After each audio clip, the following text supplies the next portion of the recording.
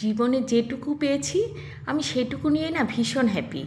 আমি অল্পেই সন্তুষ্ট ছোটোবেলা থেকেই, আর এখনও তাই। আমি যা পাই সেটাই মনে হয় আমি অনেকটা পেয়ে গেছি। আমার থেকেও তো কত মানুষ কত খারাপ আছে, তাই যা পেয়েছি সেটাতেই আমি ভীষণ ভীষণ সন্তুষ্ট। আর আমি চিরদিনই পজিটিভ থিঙ্কার, মানে আমি সব সময় পজিটিভ চিন্তাটাই করি। আমি কখনো নেগেটিভ চিন্তা আমার মাথায় আনি না, আর তাহলে আমি অনেক ভালো থাকি। আর নেগেটিভ চিন্তা মাথায় এলে না, মানে মাথাটা পুরো খারাপ হয়ে যায়, আমার রাতের ঘুম নষ্ট হয়ে যায়। আর তাই আমি সব সময় পজিটিভটাই ভাবি এবং পজিটিভ ভেবেই আমি ভালো থাকি। আর পজিটিভ ভাবলে না পজিটিভটাই হয়, নেগেটিভ চিন্তা একদম করা যাবে না। সবাইকে আমি বলবো, সব বন্ধুদের বলবো, সব সময় পজিটিভটা ভাববেন। আমার মনে হয় সেটাতে আপনি নিজেও ভালো থাকবেন, এবং সেটাই হয়, যা ভাববেন খুশি মনে ভাববেন। আমার ক্ষেত্রে তো তাই হয়, তাই আমি সবাইকে বলবো পজিটিভ, সব সময় পজিটিভ থাকতে হবে।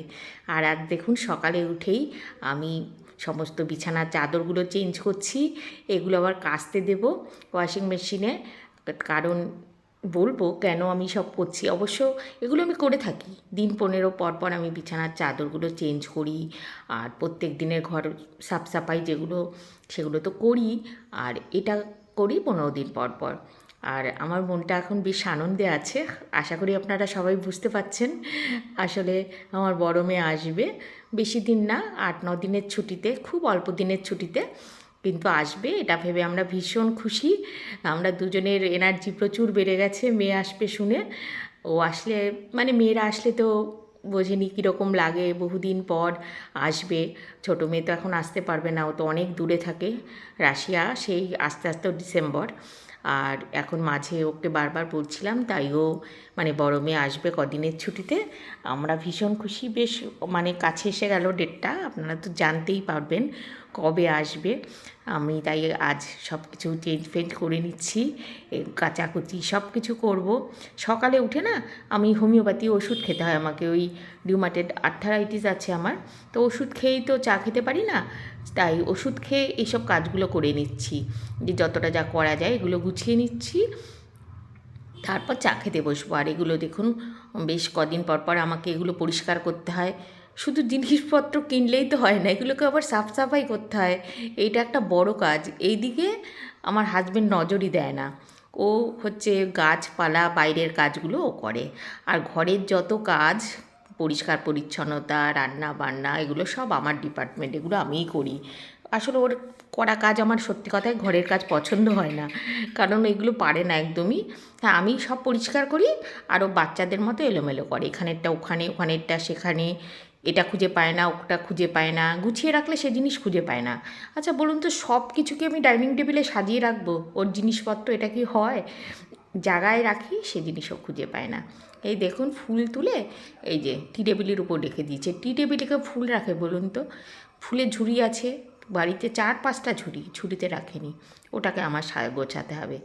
এগুলো বাচ্চাদের মতো করে, সারাক্ষণ এদিকেরটা ওদিক, ওদিকেরটা সেদিক, কী আর বলবো। এভাবে চলছি। আর এখন সে হচ্ছে বাইরে কাজকর্ম করছে, গাছ কাটছে, গাছ ছাঁটছে, অনেক পদ্ম ফুল ফোটে, অনেক জবা ফুল ফোটে। এগুলো অবশ্য গাছের পরিচর্যা ওই করে, জল দেওয়া, গাছে কাটা, কোথায় কী স্প্রে করতে হবে। আর আমার কাছে অনেক পদ্ম ফুল ফুটছে এখন, আর পদ্ম ফুল দিয়ে পুজো দিতে এত ভালো লাগে, সে মানে একটা পদ্ম ফুল আসনে দিলে বেশ সুন্দর লাগে, আসনটা পুরো ভরা লাগে। আর এখন তো বেশ 5-6টা করে পদ্ম ফুল ফুটছে, খুব ভালো লাগে পদ্ম দিয়ে পুজো দিতে। তাই গাছে ফুল তুলছে, এইসব করে, সকালের কাজগুলো ওগুলো করে, আর আমি ঘরের সব কিছু করি। এরপরে চা খাবো, চা খেয়ে তারপরে এই যে বসে গেছি চা খেতে। সকালে তো আমরা লিকার চা খাই, সে তো চা খেয়ে 2 মিনিটে তার চা খাওয়া হয়ে গেছে, আবার বাইরে চলে গেছে। আর আমি চাটা একটু ধীরে ধীরে খাই, সময় নিয়ে। এই চা খেয়ে তারপরে আমি আমার কাজে লাগবো, রান্নার কাজে। সবজি কেটেই রেখেছি, সবজি নিয়ে কোনো অসুবিধা নেই, কাটা আছে, ফটাফট রান্না করে নেব। তাই চাটা খেয়ে নিলাম তৃপ্তি করে। এই চাটা খেতে আমার একটু সময় লাগে সকালবেলা বেশ, কিন্তু বসে যে গল্প করে দুজনে চা খাবো সে ভাগ্য আর হয়ে ওঠে না। তারপর কালকে দেখুন গেছিলাম সামনে একটা শপিং সেন্টারে, সেই শপিং সেন্টার থেকে কতগুলো ব্রেড, এগুলো নেব, এটা নেব, ওটা নেব, 3টে ব্রেড নিয়ে এসছে বড় বড়। বলুন 2জন মানুষ এতগুলো ব্রেড আমরা কবে খাবো? এরকম ব্রেড খেতে যে কি ভালোবাসে, খালি ব্রেড খাবে, তার যেগুলো খাওয়া উচিত না, খুব একটা ময়দার তৈরি ব্রেড তো অত খাওয়া উচিত না, সে কতগুলো ব্রেড নিয়ে এসছে। এনে রাগারাগি করলাম, তাতে কী হবে, ও ব্রেডই খাবে।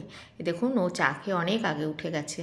আর এই যে ডায়াবেটিক যে সুগার, এদিকে এটাও খাচ্ছে, আবার এদিকে রসগোল্লা সন্দেশও খাচ্ছে। কী লাভ বলুন ওই সুগার এনে কিনে। যাই হোক, ভিডিওটা ভালো লাগলে একটা লাইক করে দেবেন। সবাইকে ধন্যবাদ।